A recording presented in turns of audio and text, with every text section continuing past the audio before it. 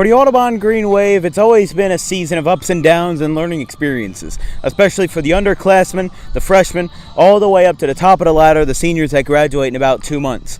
But yesterday was a game of chaos and not really as much of a learning experience as it is just making you pull your hair out. The final score yesterday was 14-12. 26 runs in total came across, and it certainly wasn't one-sided, at least not at the end. Audubon took a 14-2 lead going to the bottom of the fifth, almost certainly destined for a mercy rule win over the Collingswood Panthers, but 6 runs scored in the bottom of the fifth inning to give the Panthers a 14-8 deficit. And then after that in the sixth, well, guess what? A couple more runs came across, and it was 14-11. Then finally in the seventh, Collingswood scored another run to make it 14-12, which is where the score ended. They had the tying run on base, and their winning run was at the plate. However, today, Audubon looks to start anew. With the new left fielder, Charlie Capacetta, he'll be making his first start of 2022, even though he will not be batting in the starting order. We'll explain that in a couple minutes when we get to the field. However, the Haddonfield Bulldawgs come in today 2-0. They defeated the West Deptford Eagles 3-2 on opening day, and then beat the Sterling Silver Knights 9-5 on the second game of the season. Now they embark on their third game of 2022, facing off against the Audubon Green Wave. The game starts at 4 today. For the reasoning I was told is that the Haddonfield Memorial High School does not get out until later. The students do not get out until later, while here at Audubon we get out around 2:30-ish. So definitely going to be an interesting ball game. Definitely hot and sunny here in maybe a bit hazy because there's kind of light clouds all over the sky. No chance of rain, though, just about 80 degrees with a little bit of wind blowing out my way to right field. I'm Dan Wilkins, here from Dan Wilkins Broadcasting. Enjoy today's game between the Haddonfield Bulldogs and the Audubon Green Wave, broadcast exclusively here on Dan Wilkins Broadcasting.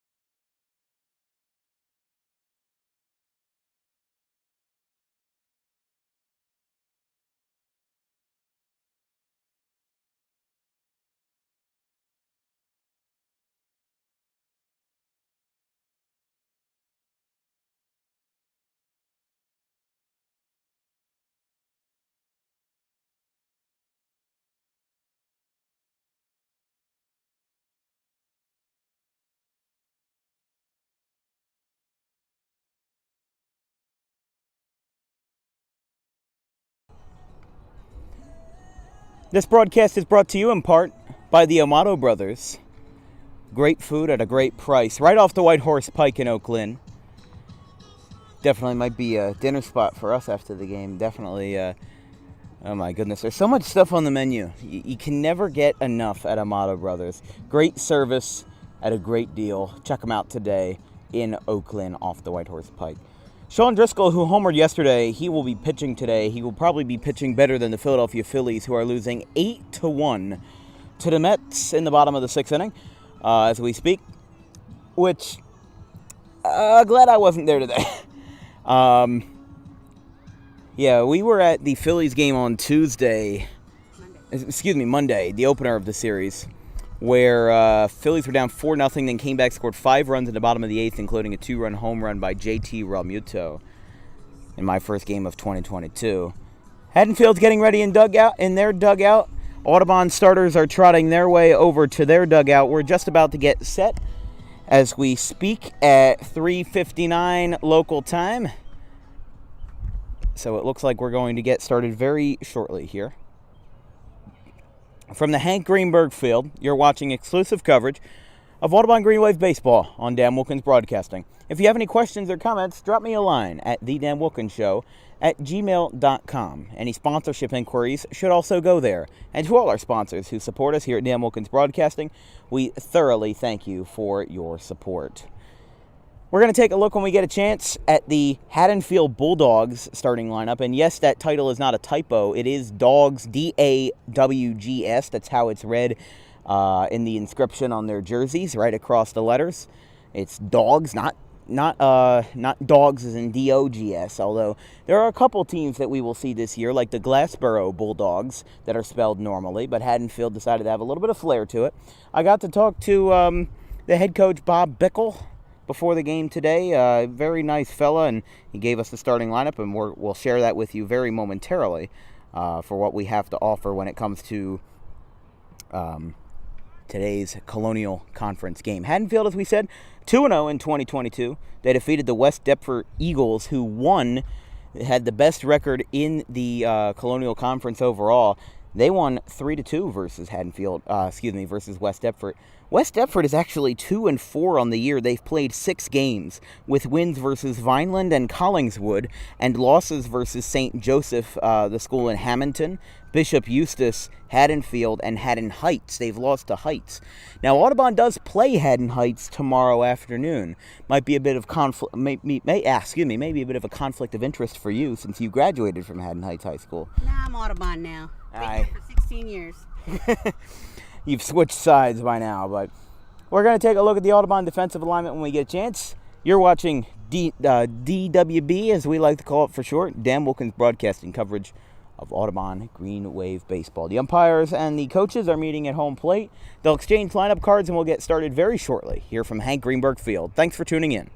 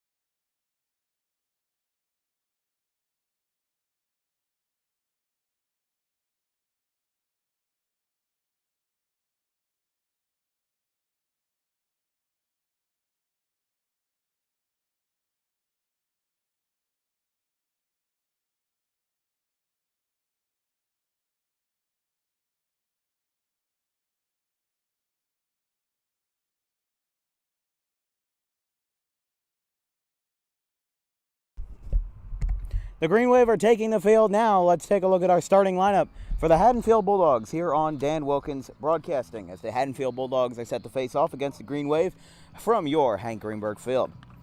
Batting leadoff and playing center field is Nick Turnage. Playing second base and batting second, Matt Stam. Playing shortstop, batting third, Bruce Parker. Batting cleanup and playing first base, Scott Cohen. Playing at the third base hot corner is Brett Agnew. In left field, batting sixth, Joe Nasuti. At the designated hitter position is Jamison Sweeney. In right field, Nick Figlioli. And at catcher, Joe Tedeschi. On the mound this afternoon will be Jack Submarinian, but we'll talk about him later. The pitcher for the Green Wave this afternoon is Sean Driscoll, the senior. He homered yesterday, a ball that went 357 feet off the trees in left center field over at Knight Park, the home of the Collingswood Panthers. We'll see how he does in his first regular season start of 2022. Remember, Cologne made the start versus Sterling. Then this was the game that was supposed to be last Thursday on April 7th, but was rescheduled due to rain. So now we'll get to see Haddonfield in action for the first time this year. We'll meet them again later on in May from Haddonfield at their home ballpark. So Driscoll meets with his infield on the mound, and we'll see Nick Turnage for the first time at the plate here from Hank Greenberg.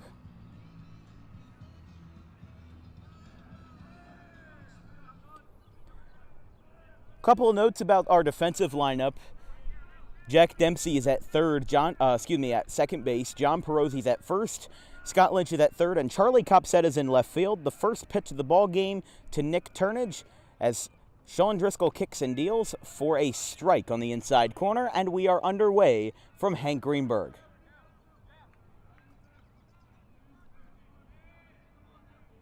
The 0-1. Swinging a line drive into center field. There's a base hit. It'll split left and center. Xavier loses his hat. Turnage will take a big turn around first and hold up there with a base hit to lead off the ball game. And this will bring up Matt Stam, the second baseman for the Bulldogs. So runner on first, nobody out. Already a quick start for Haddonfield. Remember, this team beat West Deptford, the team that maybe took a big step back in 2022 so far, but still an impressive feat nonetheless, and this might be a difficult ball game for the Audubon Green Wave, considering how difficult it was yesterday versus the Collingswood Panthers, as that one misses away 1-0. As we were saying, Charlie Copsetta, the sophomore and football wide receiver, he's in left field today for the Green Wave. He will not be in the lineup. We have a bit of a weird situation where both the pitcher and the DH will bat. So in the Colonial Conference, it is not really a universal DH. You can... if your pitcher needs to hit or wants to hit, then you will have, in all essence, the pitcher being the DH, really. But in cases where you want your pitcher batting, but you also want a DH, you can put in a defensive-only player, as the throwback to first does no good. You can put in a defensive-only player that will only play defense and not play in the lineup. So you could call him DF. Defensive designated defender, designated fielder, whatever. Popped up towards first base. Perozzi going after it, and that one will fall in foul territory. It's 1-2.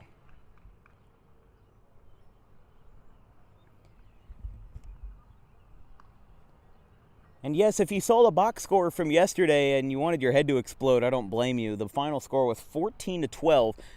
Audubon beating the Collingswood Panthers in Collingswood. Just a chaotic game overall. Audubon had a 14-2 win, then Collingswood scored 6, then scored another couple runs, and the game ended with the tying run on base and the winning run at the plate. Throw back again to Turnage, and nothing doing. Whole bunch of activities today here in Audubon, all surrounding us at Hank Greenberg Sports Complex, busy as a bee this afternoon. Shot put to my left, a track meet behind me, and that one is outside, 2-2.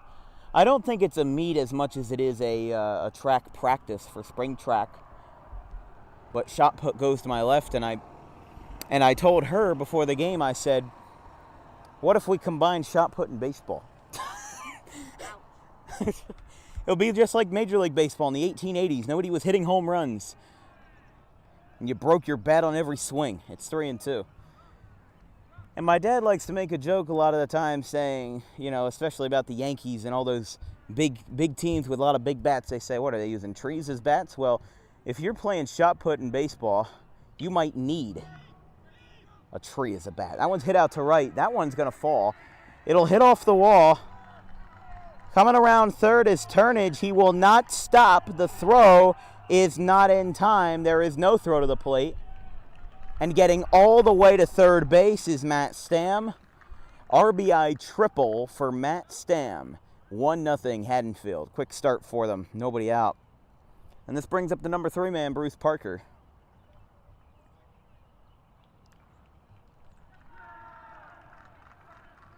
They actually had to meet with somebody down there at third base to make sure that he was safe, and they confirmed that he is safe at third base. There isn't really any replay review you can use, so maybe except if they tune into Dan Wilkins Broadcasting. That might be the only way. First pitch to Bruce Parker is a cut fastball that is taken for a strike, 0-1. Call Mama Wilkes in the booth. It's like, I think his name's Dean Scaradino, the NFL rules analyst for like the Super Bowl and everything like that. Just call him. Get him to analyze whether he's safe out. I do, when we were covering the Bishop Eustace and Kingsway game with Evan McCutcheon, as there's a ground ball out to second. Dempsey slides to field. Throw to first is in time. And the run comes home to score. RBI ground out for Bruce Parker. And for the first out of the ball game, it does come at the cost of a run. 2-0 Haddonfield. So very quickly, Haddonfield with a big lead. Well, not really a huge lead, but, a solid 2 runs in the first pitch to Scott Cohen at the hot corner playing first base. 1-0. Yeah, Cohen is at first base, Brett Agnew at third base this afternoon. And Jack Submaranian, the pitcher.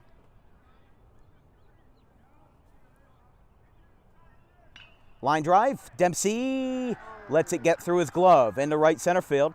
BB cuts it off. Taking a big turnaround first again is Cohen, and he's in there with a base hit. So this brings up Brett Agnew.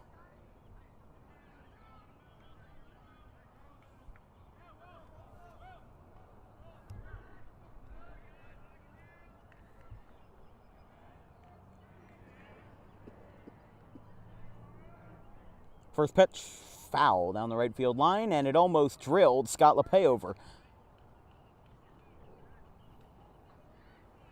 It almost drilled Lop. The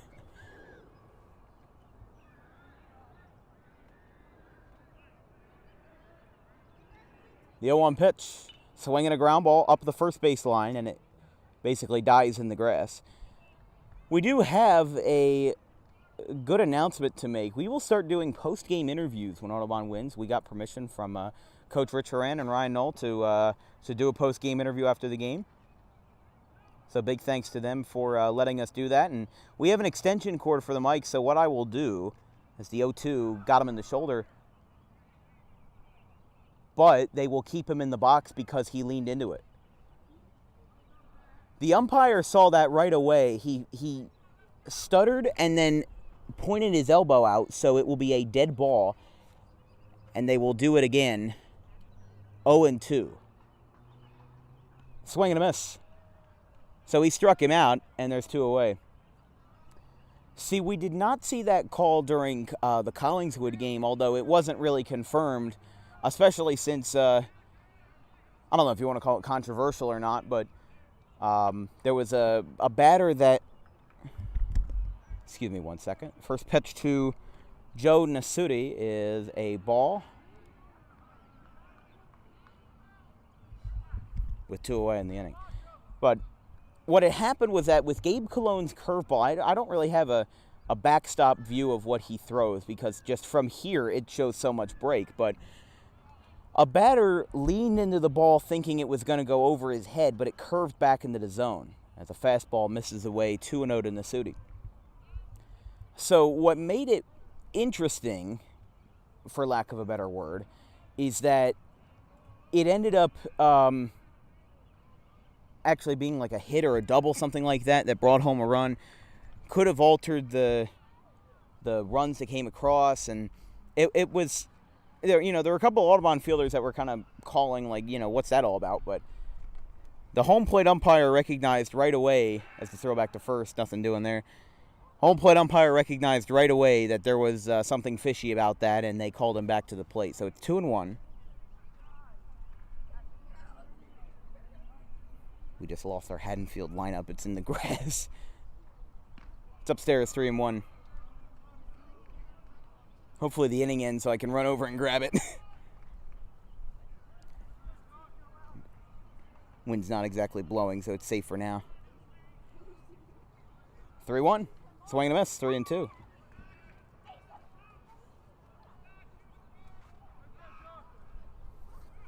People hustling and bustling on this Wednesday afternoon here in Audubon. Everybody on their bikes, everybody having a good time here from Hank Greenberg, whether they're outside or inside. And the 3-2 payoff pitch is a throw down to second. That'll be ball 4, and nobody was covering second base, so the ball just gets stopped by the shortstop Wiltsey. And this will bring up the designated hitter, number 17, who we do not know because I'm going to grab the lineup. Excuse us while we mute our mics for about 10 seconds.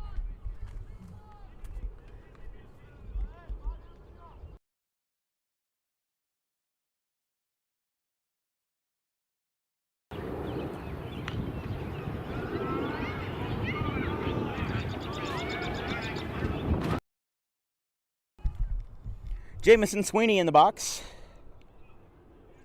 And it's 1-0. The first pitch missed. Excuse us for that interruption. Just the wind ended up getting the best of us. Not the rest of us. There's a strike. It's 1-1.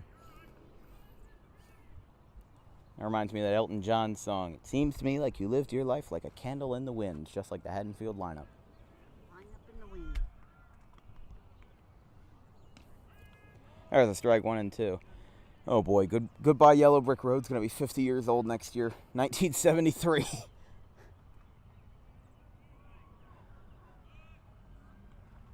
The 1-2. Upstairs and inside. He has to duck back a little bit. For clarification, runners are on first and second with 2 down. In the top of the first, Haddonfield out to a 2-0 lead over the Green Wave this afternoon. Line drive in the right.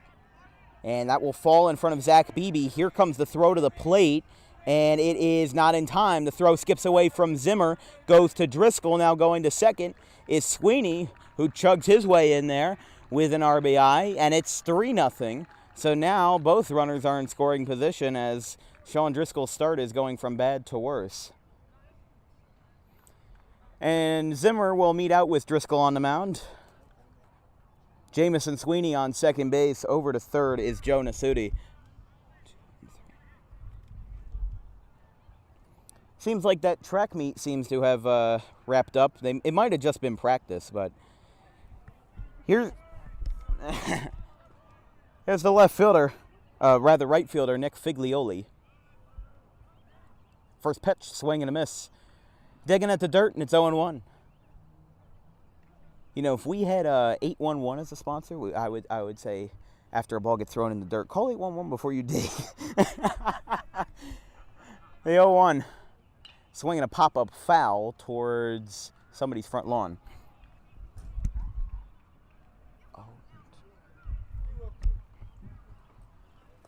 0-2 to Figlioli, the right fielder.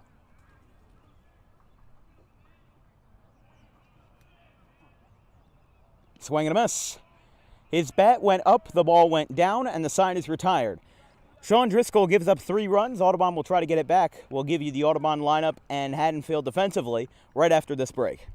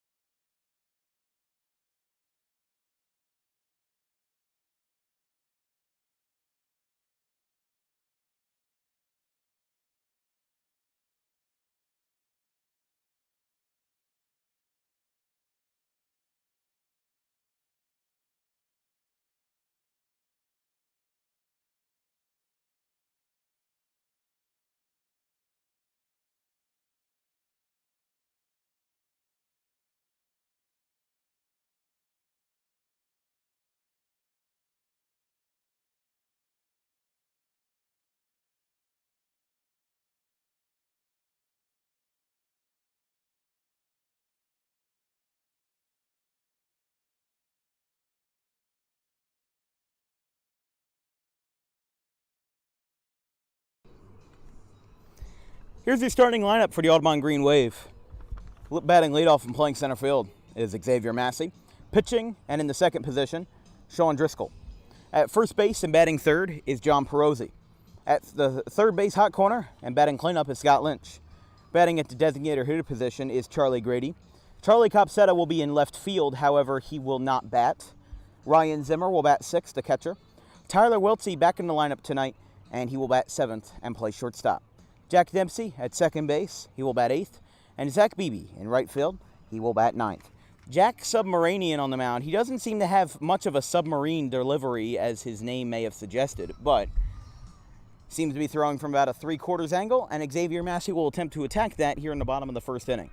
This broadcast is brought to you in part by the Quick Pit Podcast, all the news and information you need with some hot debates on some hot topics in the world of motorsports. Whether it's NASCAR or F1, make sure to tune in for some more information, because Bristol Dirt is this weekend.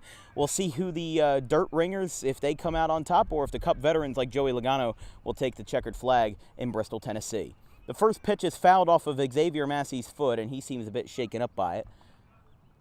That's gotta stink. It has to. It really does. Seems like he is phased none the wiser, though, and he will get back into the box in an 0-1 count. That happened to Isaiah Pinckney a couple of days ago, and he was definitely shaken up by it. But at the same time, he also had that situation where he got drilled in the leg by a King's Christian runner who collided with him at first base in the opener of the Ralph Shaw tournament. 0-1 goes to the backstop. That one will be sailing in orbit, and it's 1-1. So Haddonfield with an early lead, although the good thing about giving up runs, if there's any silver lining about giving up runs in the first inning, you have the top of the order straight away, all fresh, to try to figure out this pitcher in the bottom of the first. Ground ball, third base side, picked up, and the throw to Agnew is in time. Rather, Agnew to Cohen, and there's one away. This will bring up Sean Driscoll. He homered last night versus Collingswood. I say night because the game ended at around 6:45. Game actually was the longest game that I've broadcasted live in any capacity for any sport. 2 hours and 53 minutes was the total from the start of the broadcast to the finish. And you know what? The game actually did last longer because we didn't have the bottom of the third inning. So that's basically like a 3-hour broadcast. And the Phillies game I went to on Monday was 3 hours and 5 minutes. That's what happens when you score 26 runs and don't get mercy ruled. Ground ball to second. Throw to first is in time to Cohen, and there's 2 up, 2 down very quickly for John Perozzi. And John Perozzi had the first Audubon home run out of 4 this year so far. He hit one to dead center versus King's Christian in the 14-2 win. Hit one right over the Splitting Hairs sign in right center field, went about 370 feet, cleared the second fence back there and landed on the high school track. And the first pitch to Perozzi with the bases empty is a swing and a foul down the right field line. It gets caught up in the tree and lands about 2 feet, about 6 inches from our car. That one is right there. It would have drilled it if the tree wasn't there. Thank you, tree. That one just popped out of Tedeschi's glove. I mean, that was thrown so hard it popped out of his glove, but yeah. And a fan is picking it up and bringing it back to Justice. It's 1-1. You can hit our car all you want, but don't hit our equipment. You break it, you bought it. It's 2-1. Decent crowd here. I mean, maybe not as many fans as the Ralph Shaw championship game, but a decent crowd for both Haddonfield and Audubon, since, everybody's within driving distance. It's not like it's Glassboro we're playing, and it's not like it's the Enfield Eagles who had to come all the way down from Connecticut to make the game. So it is 2-2 with 2 outs to the number 3 man, John Perozzi. And a 2-2. Swinging a ground ball out to second, playable for Stam, and the side is retired. Cohen picks it up easily, and it's 3 up, 3 down. The Green Wave will take the field again. Now the middle of the order will have a chance to redeem themselves in the bottom of the second, but we do have to get through the top half first. Green Wave trail by 3.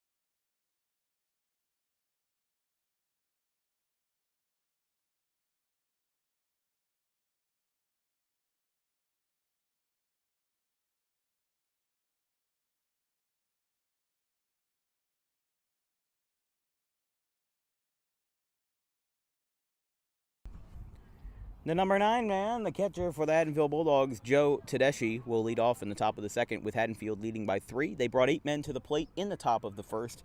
3 of them came around the score.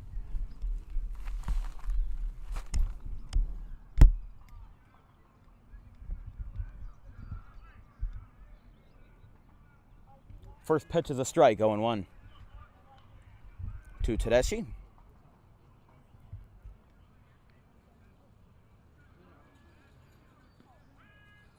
There's a strike. I will say, the Phillies, remember how we were talking about them at the beginning of the game? They were losing 8-1. Well, now they're down 8-5. They scored 2 in the 6th, 2 in the 7th, and they are still batting in the bottom of the 7th inning. So they have a chance to possibly come back from a 7-run deficit, which if they do, holy cow, that'll be just like Audubon and Collingswood yesterday. Oh, my goodness. It is 2-2 to Tedeschi. Swing and a miss. He's down on strikes, and we'll go back to the top of the order with Nick Turnage.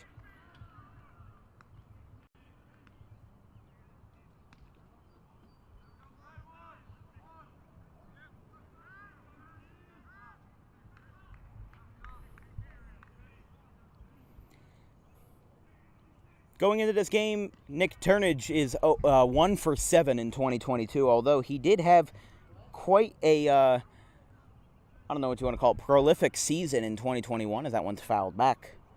And that one just, it landed in the, look at that, it landed in the chain link fence. It just stopped right there. There's another one up there too. Oh my goodness. Swinging a ground ball out to second base. Wiltsey cuts him off and he boots it. Error for Wiltsey.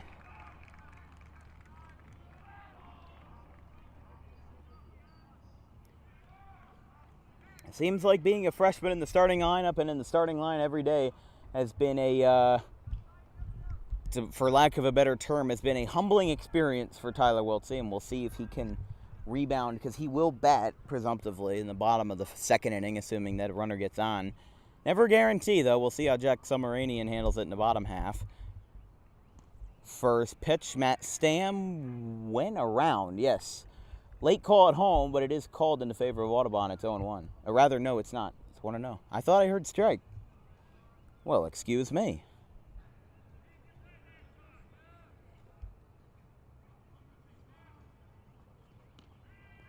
First pitch to Stam.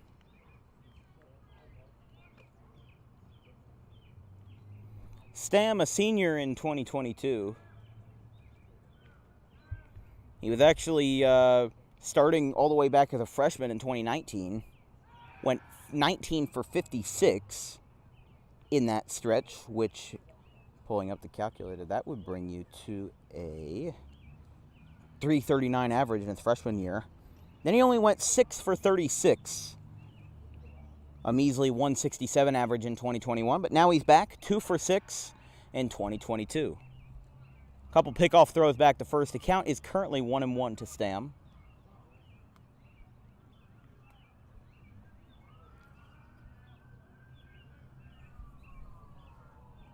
1-1.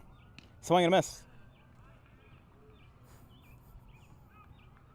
1-2 to Stam.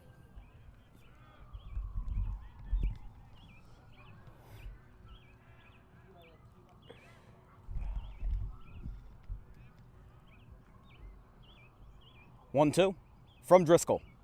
Swing and a miss. He got him.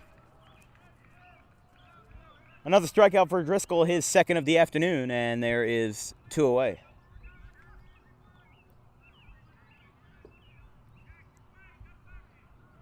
Here's Bruce Parker, the shortstop. Don't see this too often. The middle infield batting back-to-back in the order, second and short, batting 2 and 3, as there's a swing and a miss by Parker.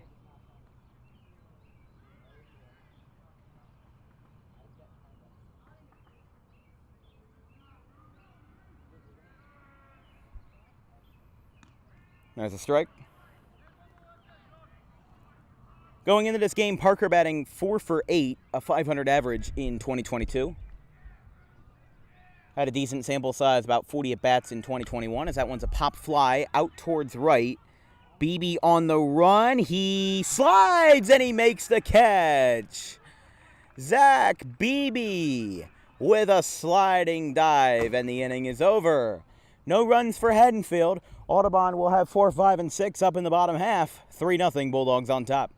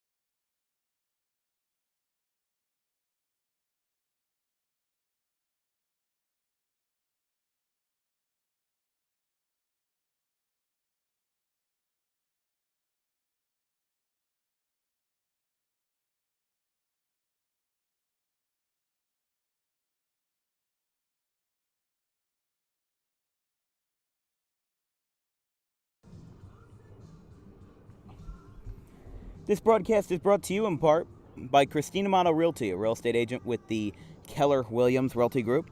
She's raised her family in Audubon, one of the nicest people you can meet as a realtor. She's also personal and reliable in that field. She's also our family's agent, so you know she's got some experience in the field. Give her a call for all your realty needs at 856-655-0904. Christine Amato Realty.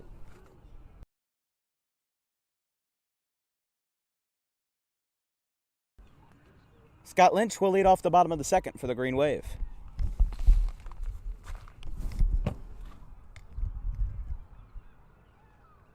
First pitch to Scotty.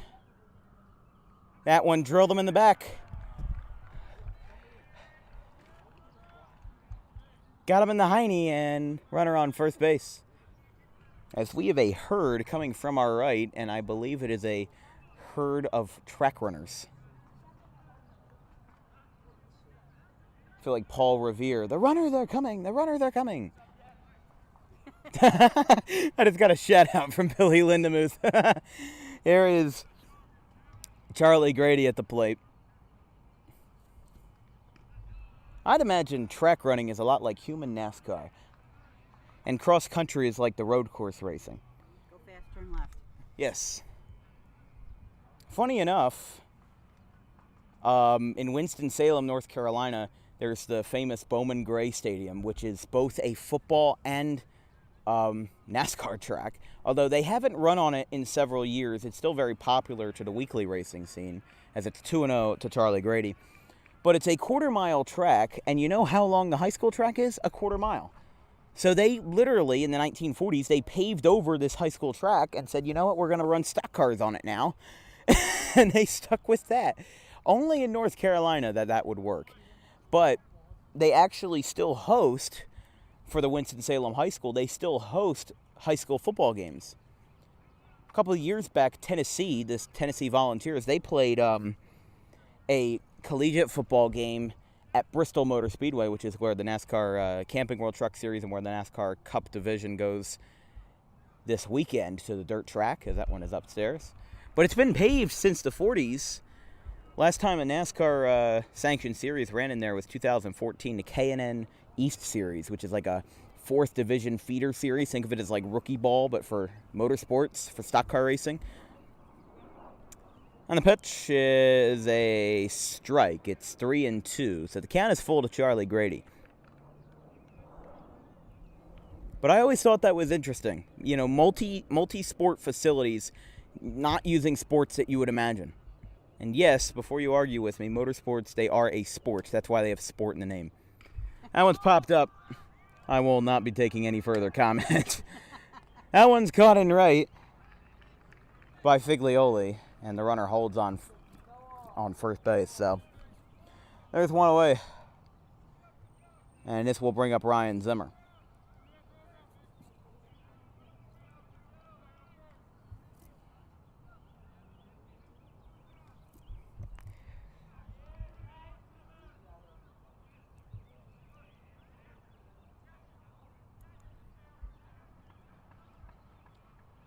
Here's the pitch to Zimmer.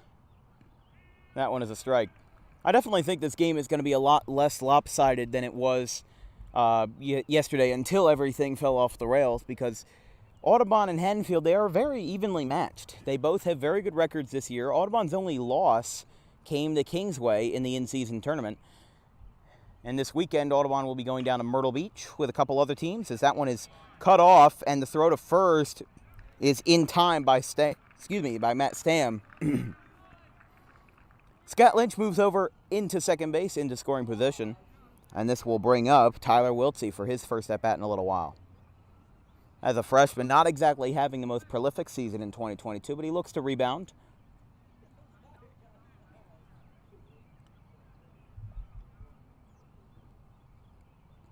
Sean Driscoll played shortstop yesterday versus Collingswood and again hit a home run in the first inning that helped get those 14 runs on the board as Submarinian steps off the mound.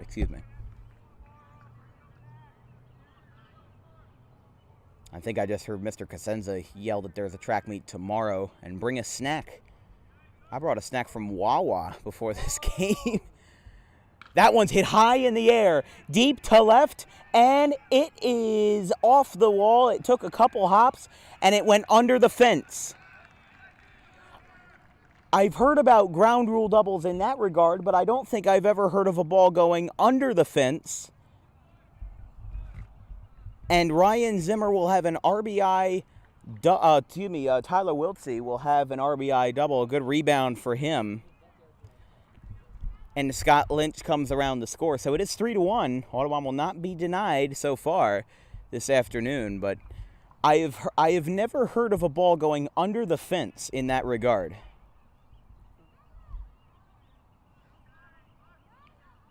Runner on second, and the pitch is outside, 1-0.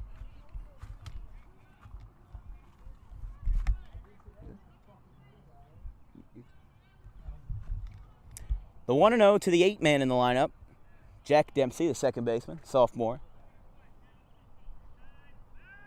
And throw back to second, a close call. Oh, wait, no, the ball got away, so they hold on to that. All three outfielders were sprinting in like madmen trying to get after that baseball. It didn't stray too far from Matt Stam, however. The runner holds at second, and with two away, Dempsey will try to get a run home. He had a very good game as the at the 8 slot for Audubon yesterday versus Collingswood.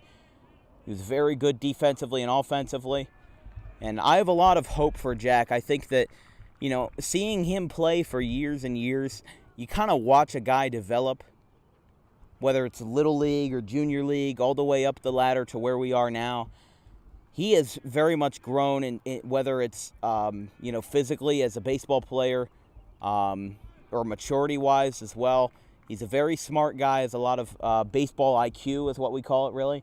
Knowing the game very well and being able to decipher where to be in the right position, when to be to the left, when to be to the right, when to swing at a curveball, pitch strategy on certain counts. He knows it all. He's a very smart fella, and I think he will go very far. I would not be surprised if once his game, maybe steps up just a little bit in his sophomore year, if he ends up going to a Division I college.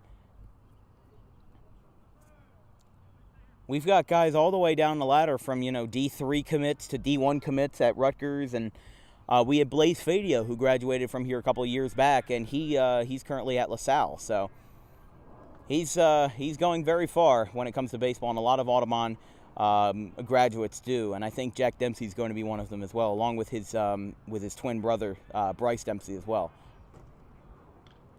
Tapped up the line. This one's a fair ball to Agnew, and that one is in time, rather to Cohen, and the inning is over. Audubon gets a run home on an unusual ground rule double that went under the fence from Tyler Wiltsey. He gets an RBI, though, and puts the Green Wave on the board. 3-1 going to the third inning.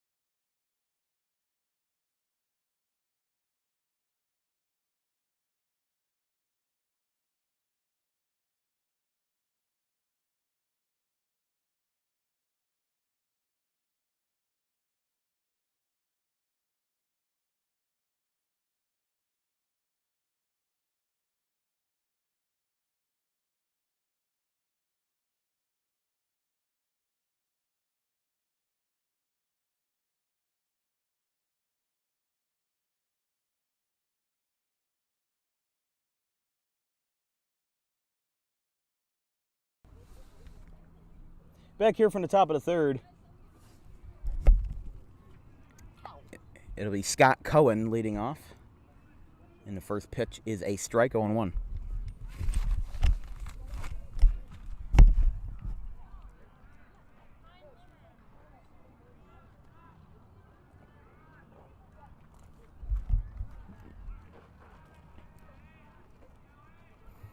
Oh, and 1 to Cohen is a swing and a tapper up the line, but it goes foul towards the Bulldogs dugout.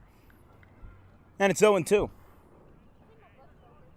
It'll be Cohen, Agnew, and Joe Nasuti batting for Haddonfield here in the top of the third. You're watching exclusive coverage of Dan Wilkins Broadcasting and Audubon Green Wave Baseball.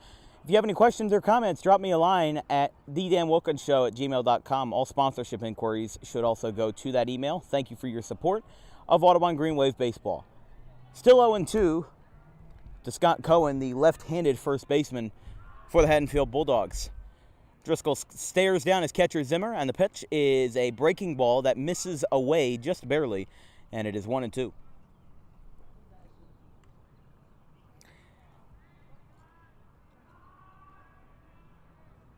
The 0-2 again, 1-2, is fouled into the Haddonfield dugout.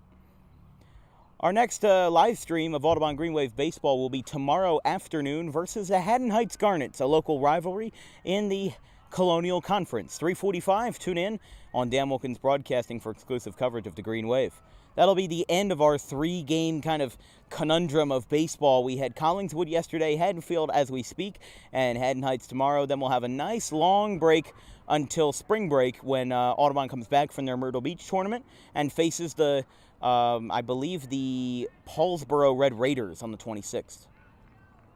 That one is fouled just past the Audubon dugout, and the count stays alive at 2-2 for Scott Cohen for the Bulldogs. Rather, the Lindenwold Lions will be the first game that we play when we come back from Easter break on the 26th. 2-2. Swing and a tapper foul. This at bat just will not die. Scott Cohen continuing to stay adamant at the batter's box.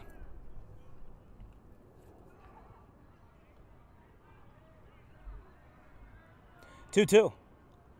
Strike three. Heater downstairs, and Driscoll collects another strikeout, his fourth of the afternoon, and there's one away. So this brings up Brett Agnew.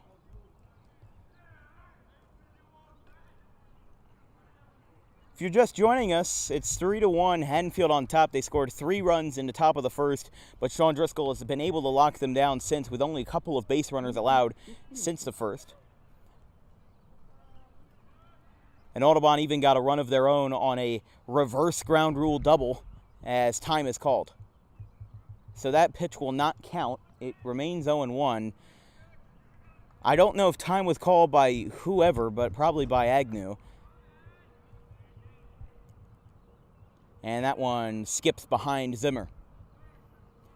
This year so far, Zimmer has done a very good job of framing the ball in the right position where usually for catchers, if a ball is a ball, it's a ball. But sometimes the most elite of catchers, they are able to frame the ball so that it gets back into the strike zone, even if physically it may be a little bit outside or a little bit inside. So the fact that he's been able to frame as good as he can as a sophomore, 16 years old, he's been very impressive in 2022.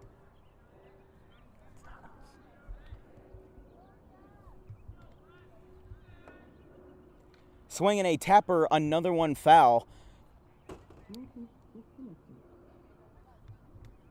Somebody's connecting a Bluetooth speaker for the track meet. Getting some pump-up music for those track runners out there. Still 1-2. Oh, Bluetooth connected, Bluetooth disconnected. The 1-2 is, again, a good frame by Zimmer, but the home plate umpire does not take the bait. It's 2-2.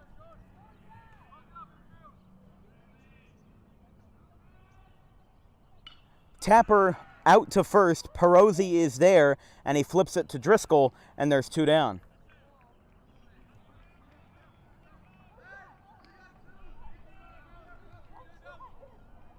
Now here is Joe Nasuti, the left fielder for the Bulldogs.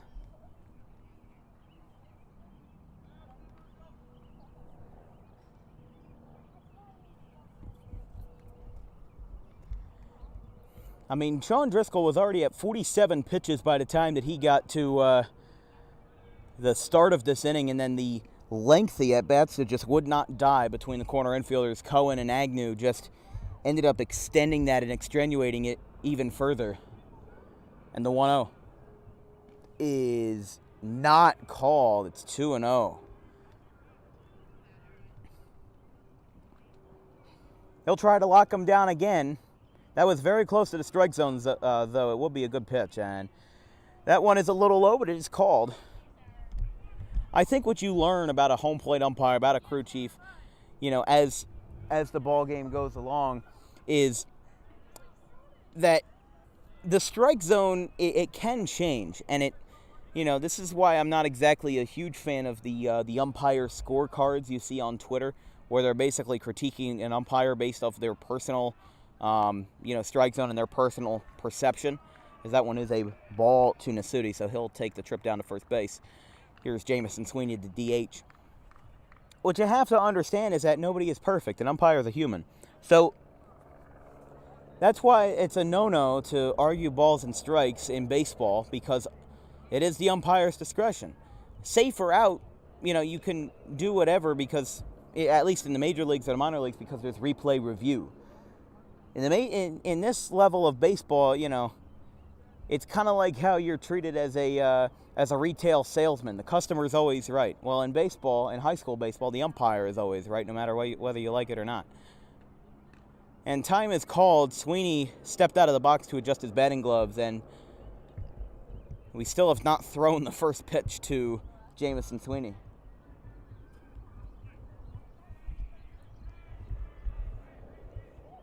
Swinging a foul down the right field line. Don't hit the car, and it's foul. We had one earlier that landed about 6 inches from, I don't know what you want to call it, the DWB mobile. I'm telling you, we need a giant magnet on the back of the car that has our logos on it so that everybody knows we are in town. Oh, curveball just missed the zone, and it's 1-2. Driscoll will try to get back at him again.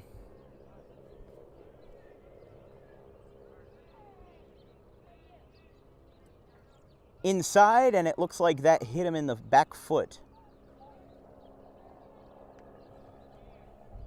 And the umpire is walking out to Sean Driscoll.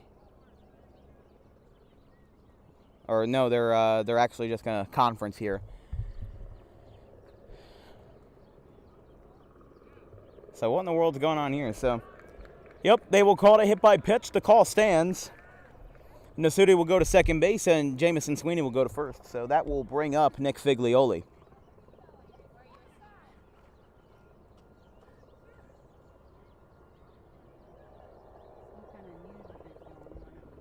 Yeah, looks like some sort of helicopter. We'll focus on that after.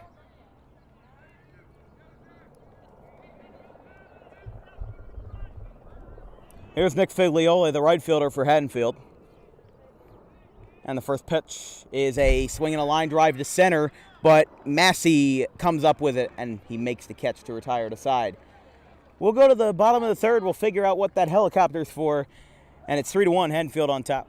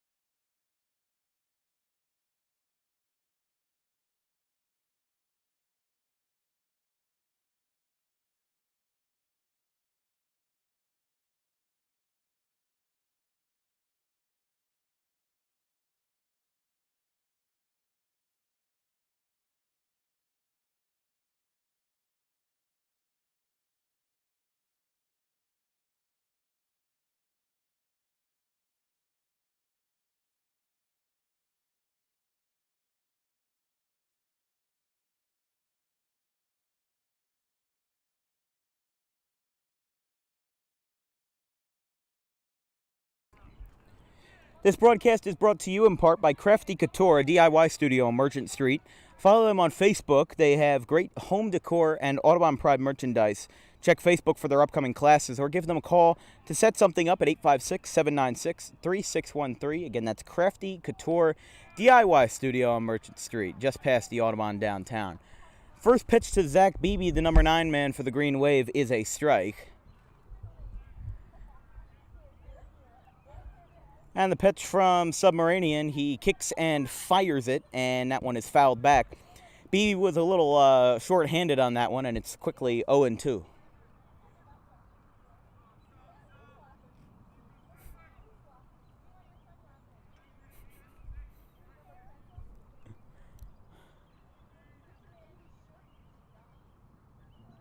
The 0-2. Outside, 1-2.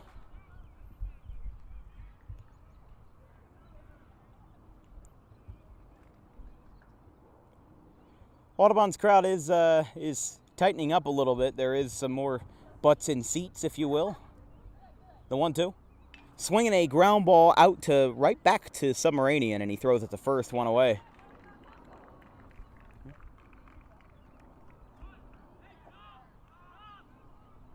Now we're back up to the top of the order as Xavier Massey will step in. He homered yesterday.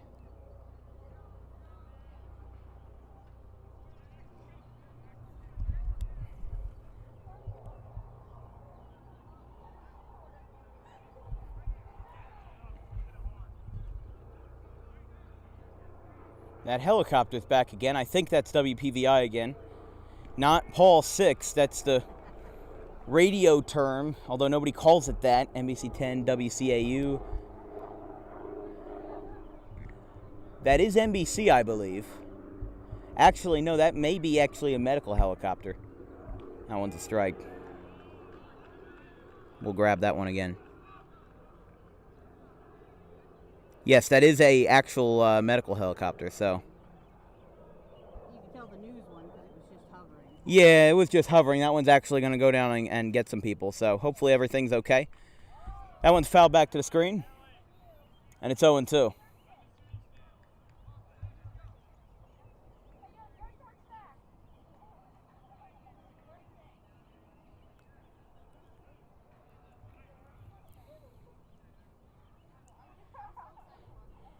To Massey. It's a swing and another line drive fouled to the backstop.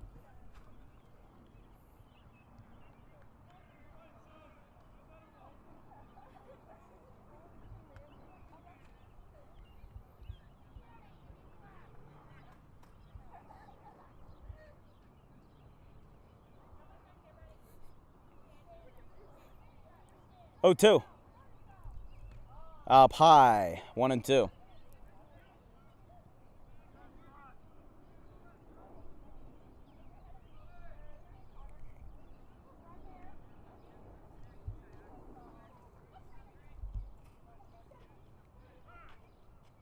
Time is called by Massey at home plate.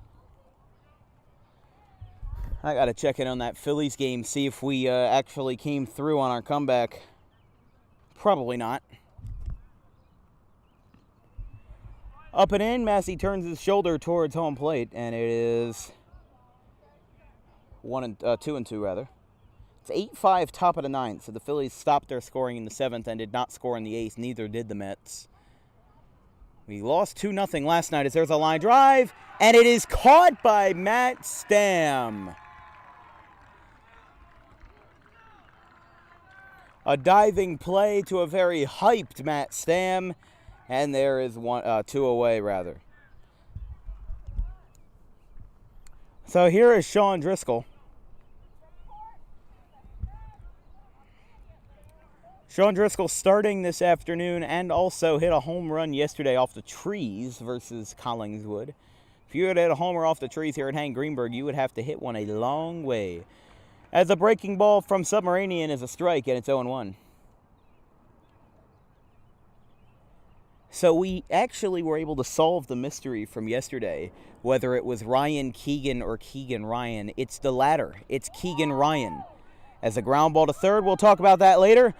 A 1-2-3 inning for Submarinian again. We'll go to the fourth inning, 3-1.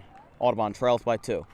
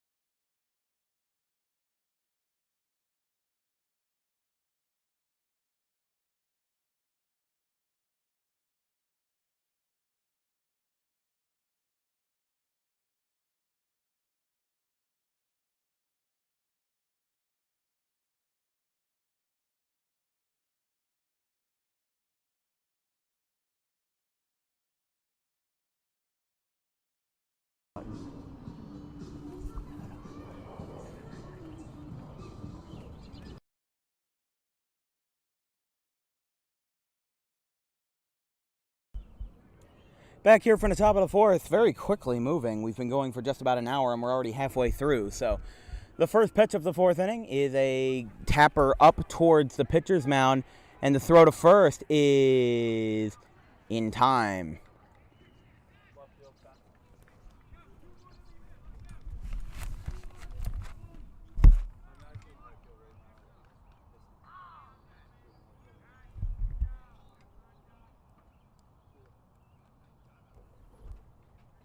So here's back to the top of the order with Nick Turnage.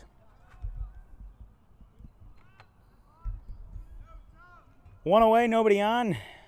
It'll be Turnage and then Matt Stam, who made that diving catch in the top half of the inning, or rather in the bottom half of the third, excuse me. Ground ball up to short. Wiltsey shuffles, and it's in time. Turnage is retired, 2 away.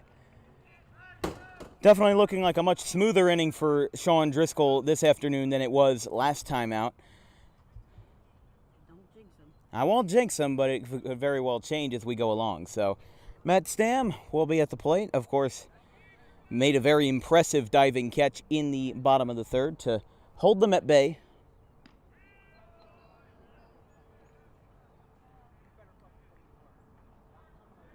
And there's a strike. It's 0-1.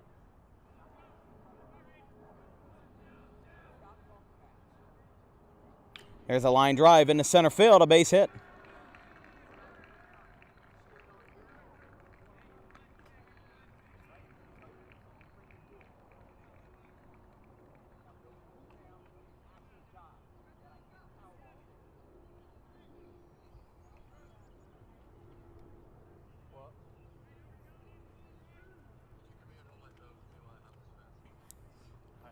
Here's Bruce Parker.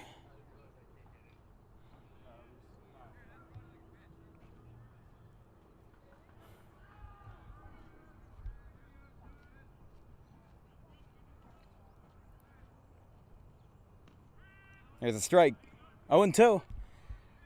Very smooth inning for Driscoll so far. He just needs another strike to get out of it.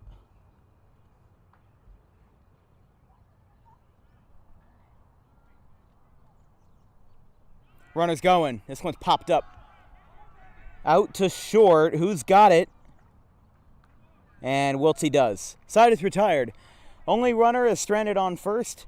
And hopefully Audubon might have a bit of a chance of life after this. Seems like they've gotten themselves into a rhythm. 3-1 going to the bottom of the fourth.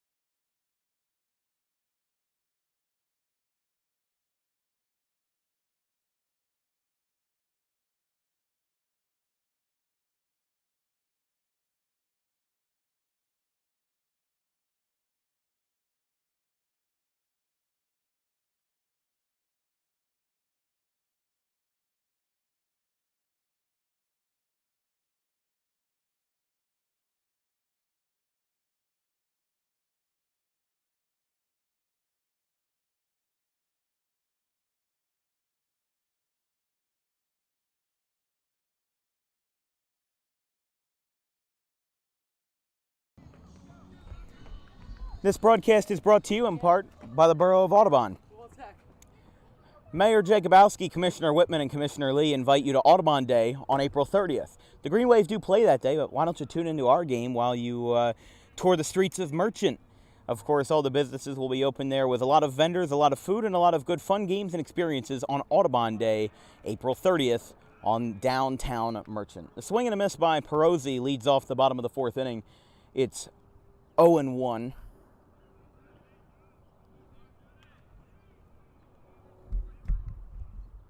Swing and a miss. 0-2.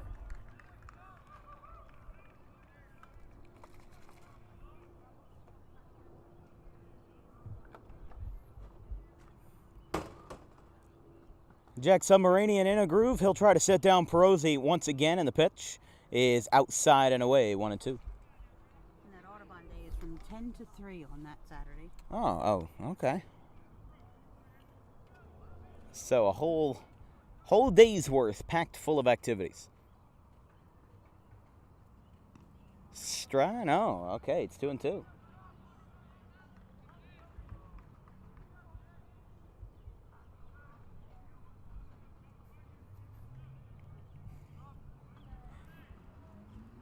Strike 3.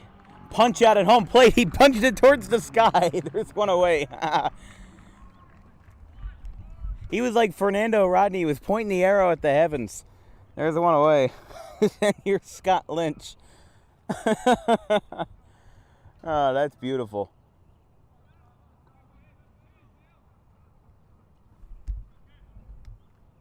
That one's a line drive out to short. It's picked up, and the throw is in time. 2 away.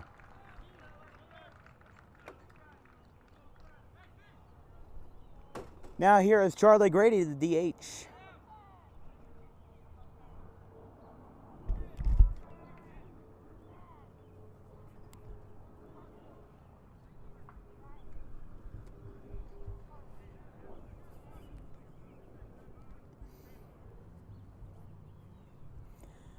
First pitch to Charlie.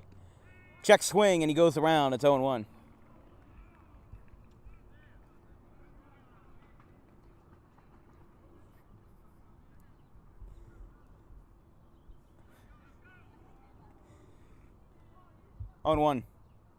Swinging a ground ball right back. No, it's booted at the mound, and the side is retired. Another quick inning for Samaranian, and he continues to be on a roll. We'll go to the 5th inning, 3-1 Haddonfield.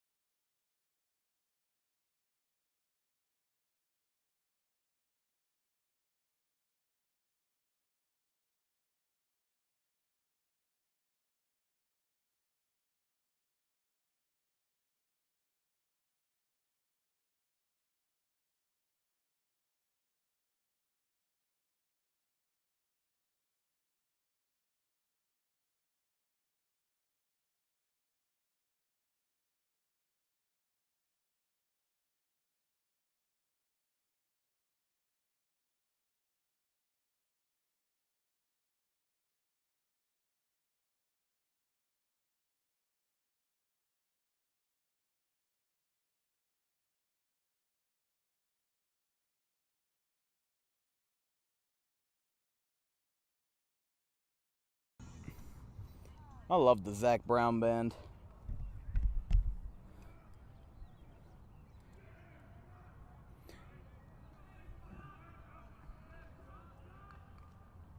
Scott Cohen leading off the top of the 5th inning. And it's 1-0. They were playing, I think it's just Toes or Sand by the Zach Brown Band. Sand by the band. It rhymes. It's inside. 2-0. Makes me excited for the summer. It does. We'll probably use this beach tent during the summer. Baseball and beaches.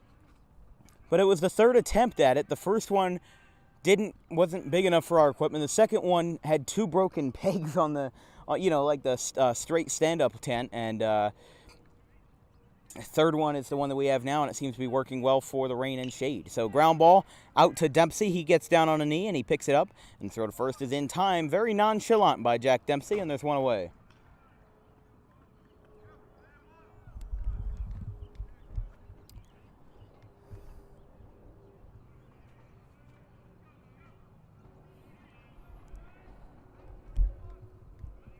Here's Brett Agnew, the third baseman. And the first pitch is a ball, 1-0.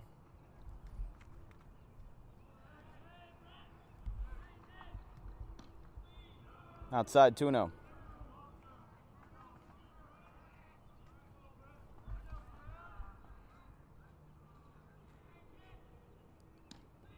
There's a strike, 2-1. Actually, 3-0, excuse me.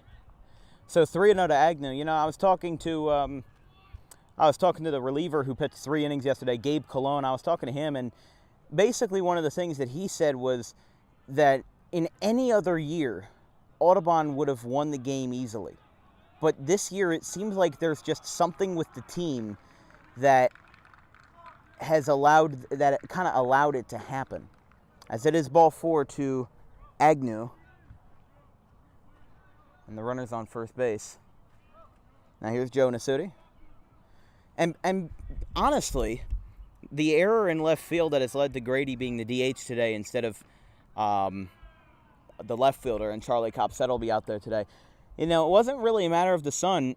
What he basically told me was that Charlie was focused on getting the throw to the plate and kind of missed a step with getting the ball in his glove first. And, you know, obviously all that's nullified when you drop it. So it is 2-0. 6 straight balls have been thrown to Agnew and Nasuti. Here's the 2-0, and there's a strike. 2-1.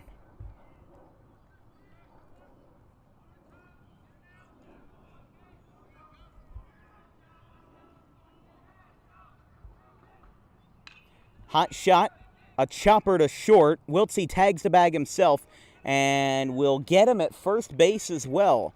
So a double play, and the side is retired. Haddonfield will take the field again. A very swift top of the 5th. We'll go to the bottom half. 3-1. Haddonfield leads by 2.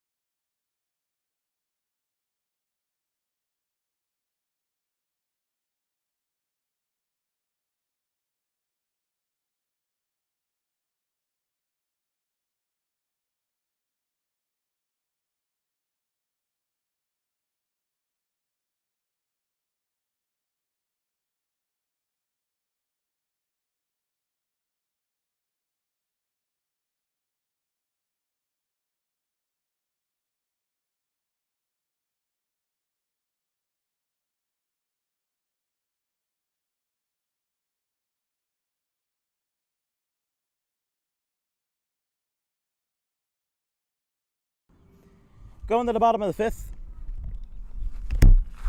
Here from Hank Greenberg, excuse me, had to get up from my chair. Ryan Zimmer will lead off, number 6 man for the Green Wave, and the first pitch is outside, 1-0.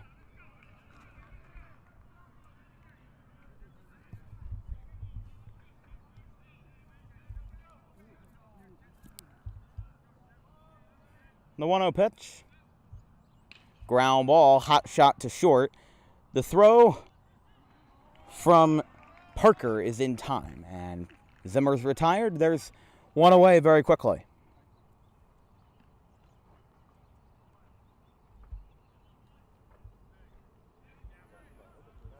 Here's Tyler Wiltsey, the freshman again.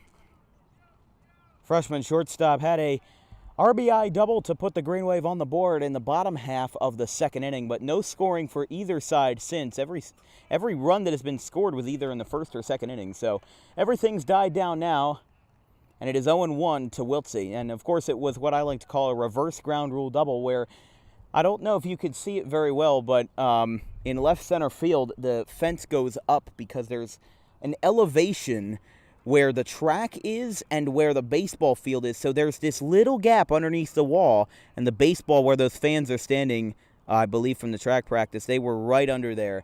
And the ball just slipped by, and Scotty Lynch came around to score. So a swing and a miss, and it's 1-2.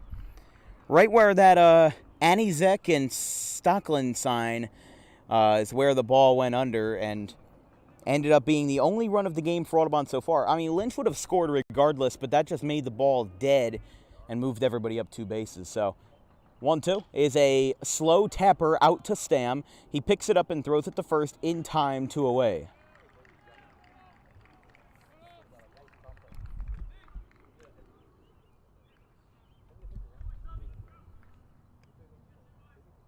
Here's Jack Dempsey, the second baseman.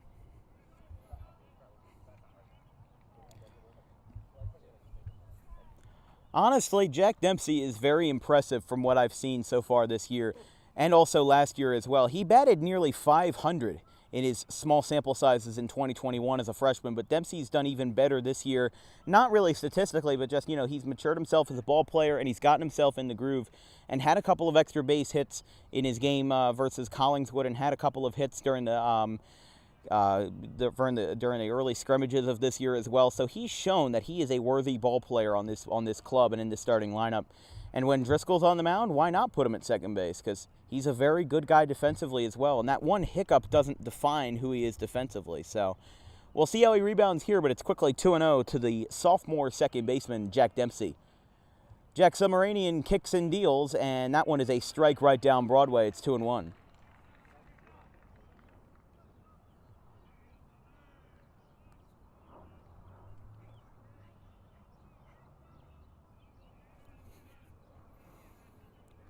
The 2-1.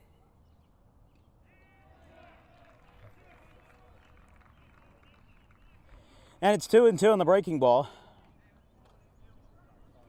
If Jack Dempsey were to get on base, Zach Beebe will be the next at bat. Submaranian kicks and deals. And he ducked, but no call. Count is full.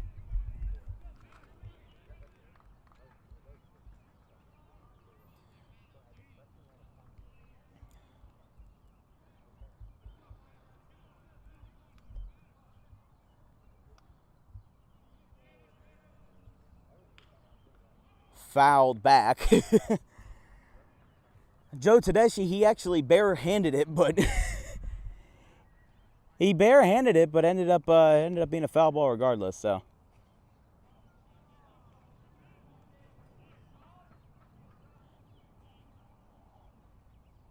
3-2. Ground ball out to short, easy play. The throw to first is in time. Another 1-2-3. Haddonfield mowing him down. We'll go to the top of the 6th. 3-1 in a fast-moving game from Hank Greenberg.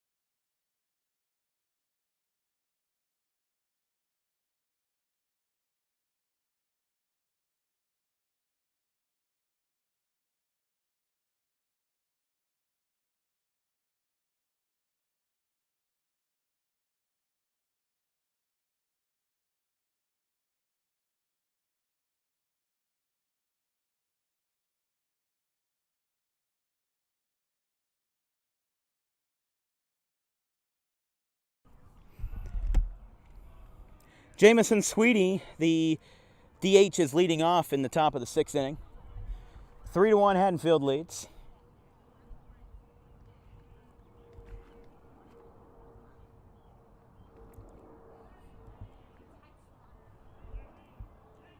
Oh, 1 is a strike on the inside corner.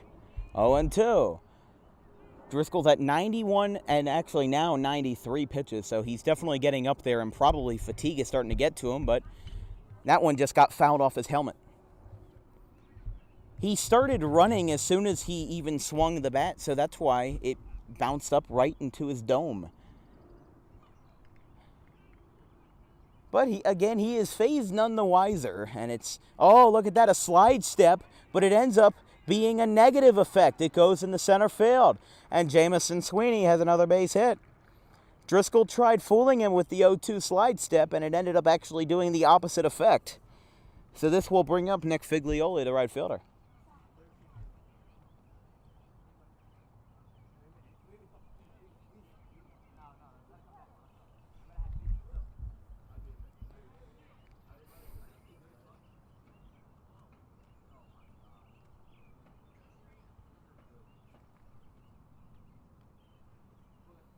And now, I think Bob Bickle was making some sort of switch. So, no, Nick Figlioli will remain as the batter. I don't know what Bob Bickle was talking to the home plate umpire about, but oh, I see what they did. Well, we'll have to hold that thought. That one goes to first, and it is in time. He had to throw basically behind the runner. And now the pinch runner for Haddonfield, number 12, Dane Sammartino, he moves up to second base. So Sweeney has been pinch run for. I don't know if he will remain in the game. I believe it would be a free substitution. So, and now time is called. So they're going to, I believe, make another change. And yes, they will.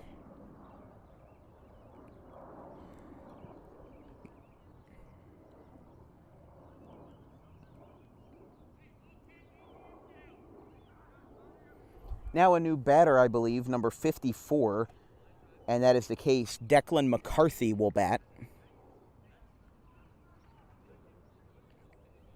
So McCarthy will face Driscoll here with one away and Dane Sammartino. So with Haddonfield getting into the later parts of this ball game, it seems a little important that that they're putting in their best bench guys.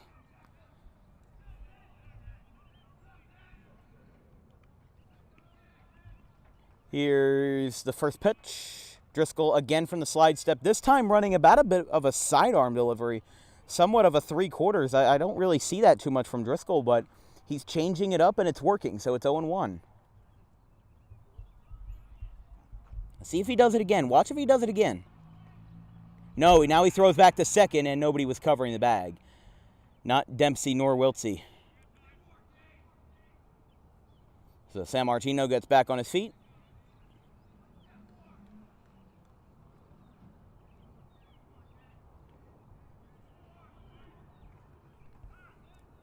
Now time is called at the plate by McCarthy.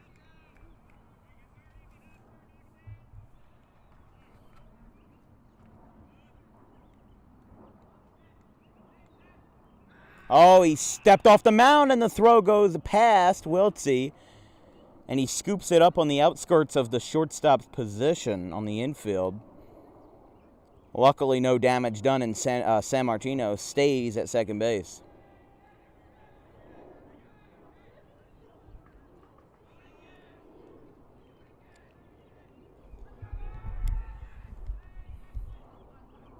Swing and a miss.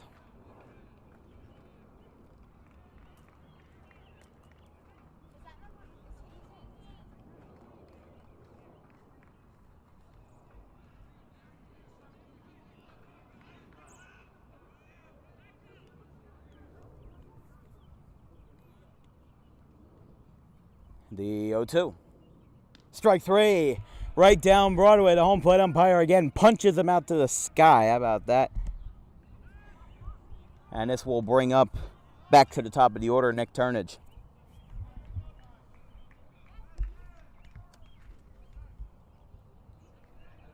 Driscoll's got to be over 100 pitches by now, I would imagine. He might be running the end of his line. Maybe a one-inning release guy, maybe to stop the bleeding. I don't think Cologne will pitch today. He basically kind of swatted away any rumors of that, but you could very well see. Well, I don't see anybody warming up in the bullpen, although that could change. The dugout is looking very bare. Seems like there's not a lot of guys available on the reserves today as Wiltsey throws it to first. And the ball gets away, and the ball will go out of play, so the run scores. Perozzi missed his target just a little bit, and maybe Wiltsey might have missed his target a little bit too. So a two-base error Turnage will go to second base, and it's 4-1. Haddonfield's first run since the first inning. And now this brings up Matt Stam. So a runner on second, nobody on third, but the runner did come around and score, so it is 4-1. And I would imagine after either this batter or at the end of this inning, Sean Driscoll will probably go to the dugout for the rest of the game, except for maybe going to second base for an inning. And they called a balk. Sean Driscoll has balked, and going to third is Nick Turnage.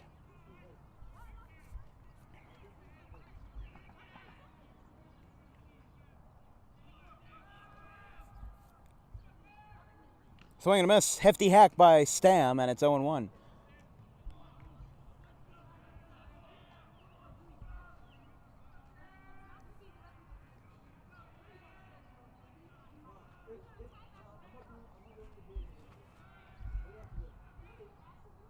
Swing and a miss. 0-2. Nick Turnage on third base.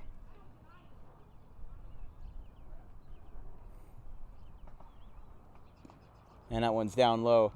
Also extending our well wishes to Aaron Rampolla, who is under the weather, not able to play in these most recent couple of games. Obviously, he sent me a Snapchat of him watching from home. And we hope you feel better in the next couple of days, Aaron, and we hope you're back with the team soon before spring break. We go to the top of the, bottom of the sixth inning. Haddonfield scores again, 4-1. Bulldogs on top.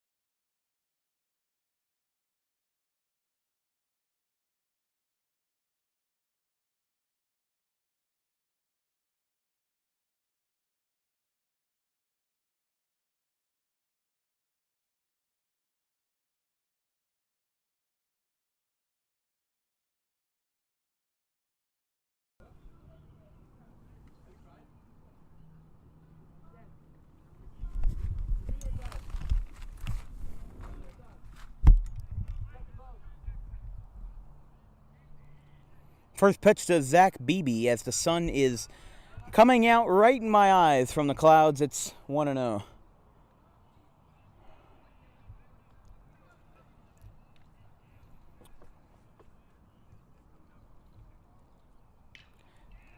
Liner right to first, one away. Can of corn for Scott Cohen. And this will bring us back to the top of the order with Xavier Massey.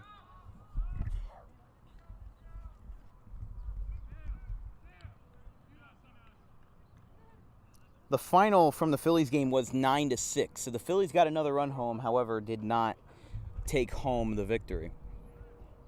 I brought a buddy of mine to the Phillies game on Monday, and when we started singing the High Hope song, sung originally by Frank Sinatra, and a rendition after the 2008 World Series was done by Harry Callis, it's become a tradition at Citizens Bank Park whenever the Phillies win that they sing High Hopes. Not the one by Panic at the Disco, the original one from Frank Sinatra. And when we start getting into the hot apple pie in the sky hopes, it just like, what in the world are you talking about? And he gave me this look of like, what are you singing? I don't even know all the words. I just know the chorus. Maybe we should do that for Audubon Green Wave games. No. That might get us kicked out of the stadium. We'll keep that for Phillies. Yes. I was being sarcastic. It's 2-1. To Massey from Submarinian, swing and a miss. Not very much of a submariner at all, and it's 2-2.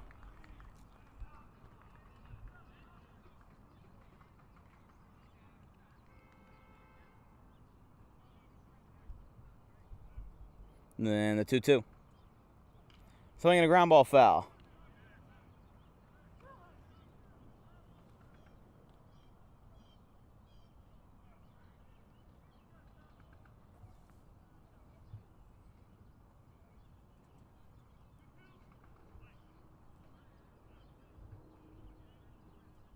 Two and two.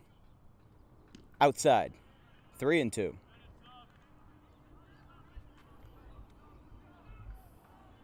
Now, at least this isn't, I mean, this is a close game, even if it's 3 runs.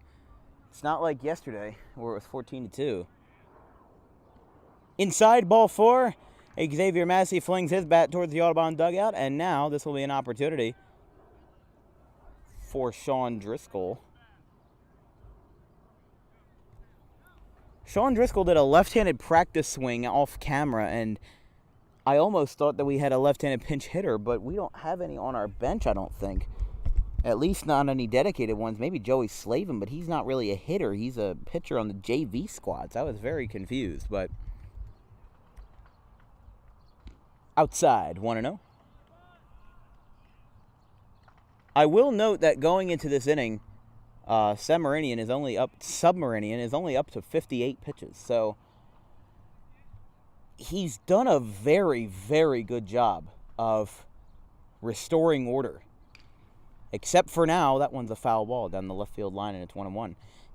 It's not like Sean Driscoll where he had a lot of at-bats, and also the pitches for the home side has reset to 0, so that will basically confirm that Sean Driscoll will not return this afternoon in the ball game. We'll see where they put him, but he's at the plate now, so they'll probably find some sort of substitute. Throw to first. Almost got away from Cohen.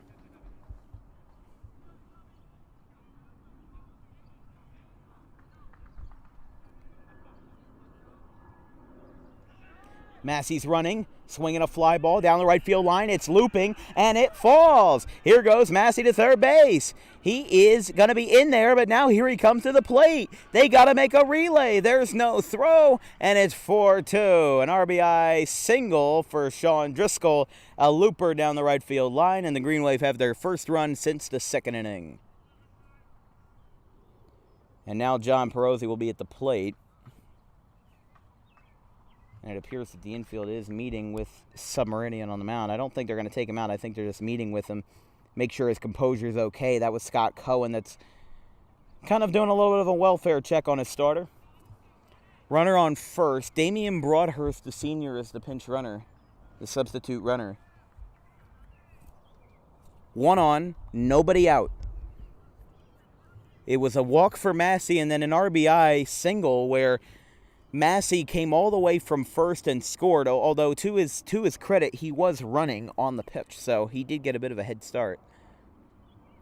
Outside, Tedeschi basically has to stretch out all the way for that one, and it's 1-0.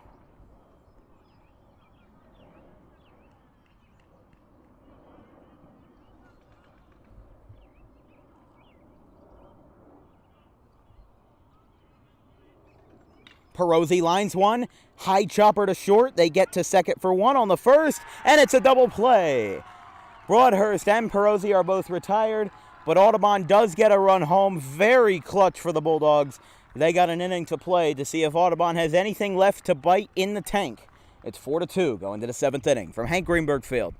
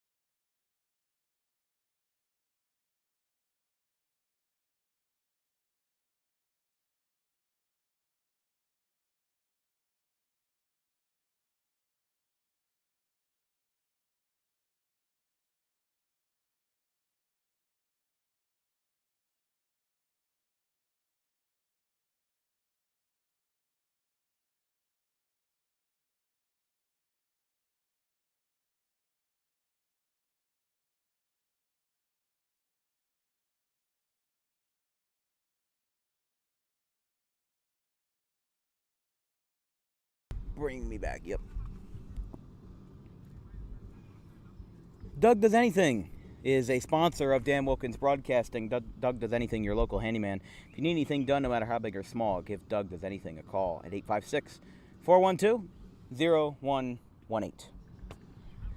Audubon got a run back in the bottom of the 6th inning. However, they still trail by 2 versus the Haddonfield Bulldawgs. As you're watching exclusive coverage of Dan Wilkins Broadcasting Baseball and coverage of the Audubon Green Wave. If you have a question or a comment, drop me a line at thedanwilkinshow@gmail.com. All serious sponsorship inquiries should go to that email address as well. Charlie Grady, the junior, who was at the DH position, will go to the pitcher's mound. And what they're going to do is a little just switcheroo here, a simple switch, where Sean Driscoll will, I believe, go out to left field. That is correct. So Driscoll will play in left field, replacing Charlie Copsetta.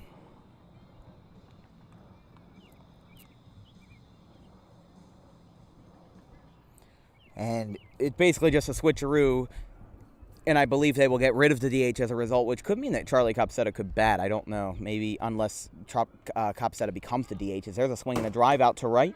BB is there. He's got a can of corn, and he's there. 1 away. 1 pitch, 1 down for Charlie Grady. Good start for his career as a pitcher so far, as a junior.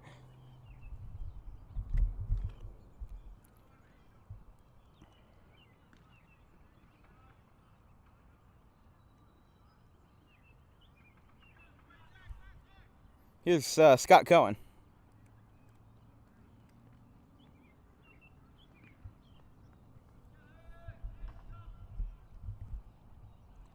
Line shot. That one with a ringer off the bat, and it goes into center field. A base hit, and Massey picks it up.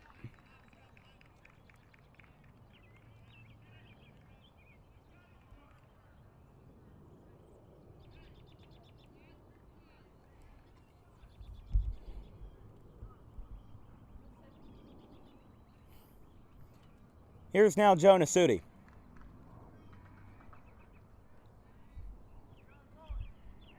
First pitch is inside, 1-0.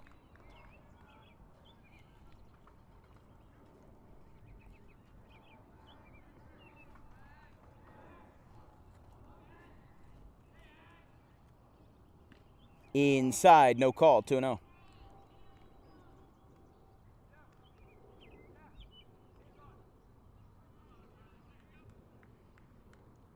I think Massey knows that they're going to try to do a hit and run here. Not yet, at least, as there's a swing and a miss. It's 2-1. They may be setting up for one, though, so they may have to look out.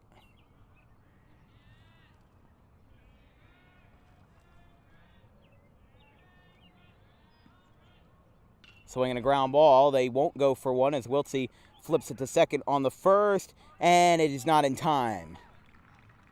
So fielder's choice. Cohen is retired, and Agnew is safe at first, and there's 2 away.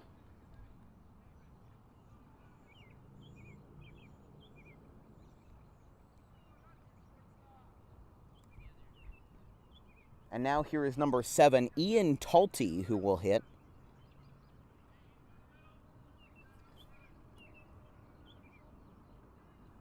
Ground ball, foul down the third base line, and it just got a piece of the Haddonfield third base coach. There's Charlie in the dugout, all smiles, with Isaiah Pinckney, who's not in the lineup this afternoon, with Lynch at third base. Hey, I guess they needed a rest after yesterday, right? I feel like everybody kind of needed a rest, including myself. Wiltsey tags the bag, and now it's crunch time from Hank Greenberg.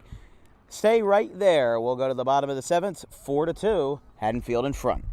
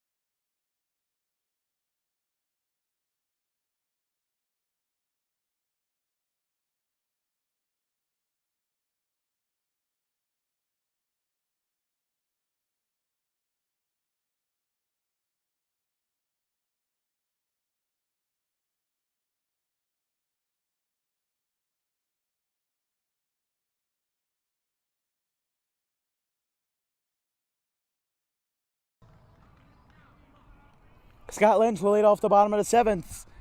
Possible final half inning here for the Green Wave this ball game if they cannot get 2 runs on the board. They got 1 in the 2nd on a reverse ground rule double from Tyler Wiltsey. As that one's upstairs, Lynch turns his back to the mound, and it's 1-0. They also got a run home in the bottom of the 6th on an RBI single by Sean Driscoll that sent Xavier Massey running from first all the way to home plate, 270 feet in total. And that one's outside on a breaking ball.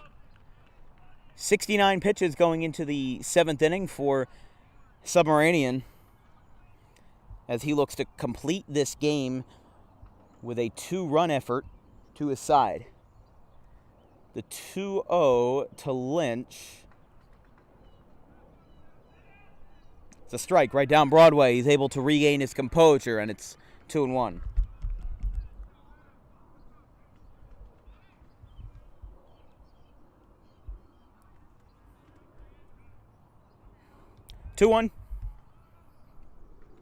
Breaking ball. That one's a strike. Submarinian back in it, and it's 2-2.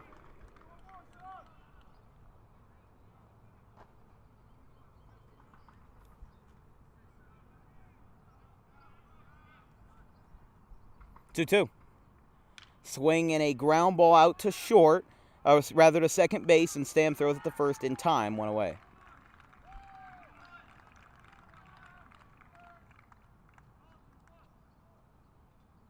And now here's Charlie Grady, the DH/pitcher. Watch if Copsetta's getting a helmet on. Because there's the bat boy right there. I thought that was Aaron Rampolla for a second, and I forgot he's sick, but... Oh, just missed 1-0. Let's see, where's Charlie? I can't see Charlie anywhere, really.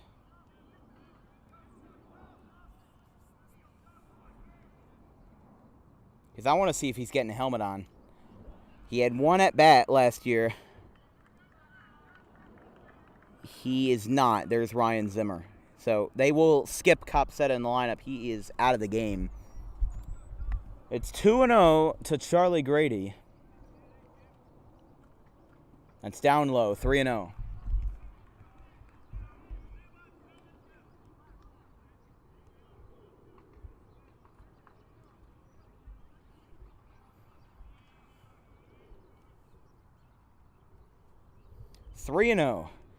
And Grady steps out. Could be green lighted here on the 3-0.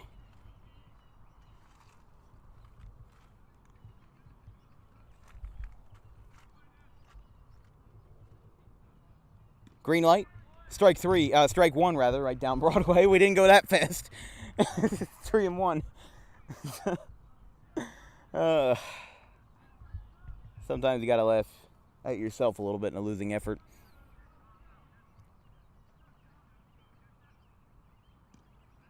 Outside ball 4, Charlie Grady will take first base. In the tying run, Ryan Zimmer will be at the plate.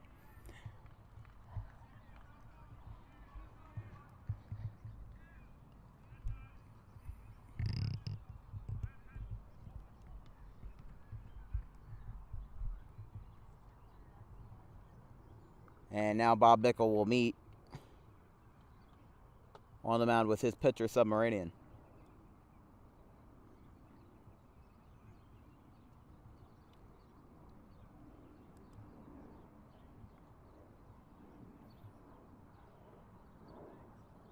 Don't forget, next broadcast of Audubon Green Wave Baseball will be tomorrow, as Damian Broadhurst on first again. 3:45 versus the Haddon Heights Garnets, right here, same time, same place.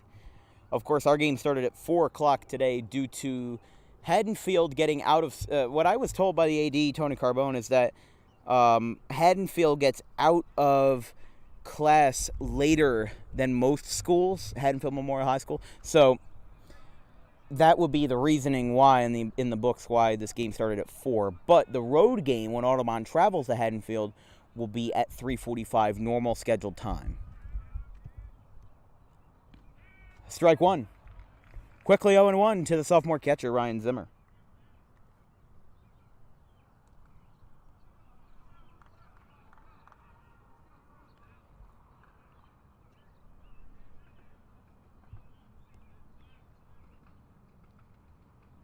Swinging a ground ball. This could do it. Throw to second for one on the first. And it's a double play. 6-4-3. And the Haddonfield Bulldogs remain undefeated. A 4-2 final score. A good effort by the Green Wave. However, they take down their second loss of the year and now go to 2-2 on the regular season. Actually, no, 3-2 because we've played 5 games. So still over 500, but everybody will shake hands at home plate because that was definitely a good game. The player of the game would probably be Jack Submaranian, who threw a complete game in under 80 pitches and was able to get the 6-4-3 and able to induce the 6-4-3 double play that ended the ball game. Well, day 2 of 3 in this conundrum of baseball this week is over, and it's not 3 hours like it was yesterday. What are we looking at on the stream? We're just about 2 hours. So thank goodness we get to pack up and go home and get some early dinner. 4-2 to final. Haddonfield Bulldogs remain undefeated. They improved to 3-0 on the season. From everybody here at DWB, I'm Dan Wilkins signing off this afternoon. We'll see you tomorrow, same time, same place. Haddon Heights coming to town. We'll see you next time.